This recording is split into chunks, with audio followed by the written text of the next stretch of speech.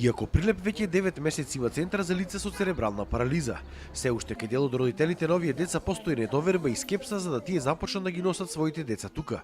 Во центарот чека пациенти околу 25 до 30 лица, доаѓаат само 15-тина. Каролина Богеска е родител на дете со церебрална парализа.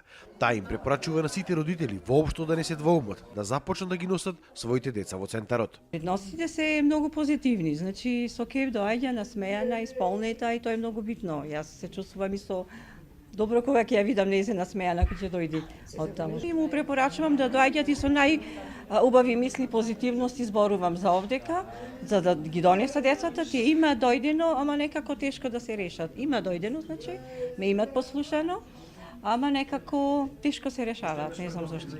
Едукаторите кои работат тука велат дека децата се едуцираат и се социализираат по најсовремени програми. Децата од дома до центарот и назад се превезуваат со специјално возило.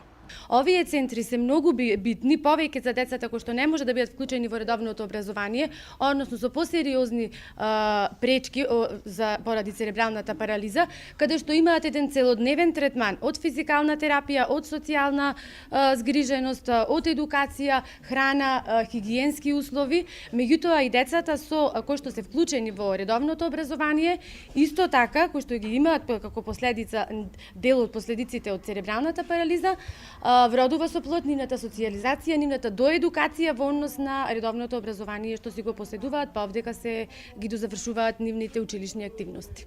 Од Центарот за социјална работа, во чиј состав пак работи Центарот за лице со церебрална парализа, велат дека ќе започне со кампања за поголема промоција на оваа установа кај родителите кои имаат деца со церебрална парализа. Проблем е како да создадеме емпатија во средината, како семејствата да ги наведиме дека ова што го правиме е добро за нив. Нас ни требаат колеги, службеници кои ќе посетат домови на оние кои мислиме дека можат да бидат наши штитеници. Ова е втор ваков центар во Македонија, постојано и во Скопје. Има дечиња вистински што некои не сакаат, некои немаат можност, ама ќе најдеме начин со нашиот персонал да ги натераме, така речем, да дојдат сите. И од тие причини сакаме да го прошириме овој центар и ќе изградиме и нов, како што има потреба.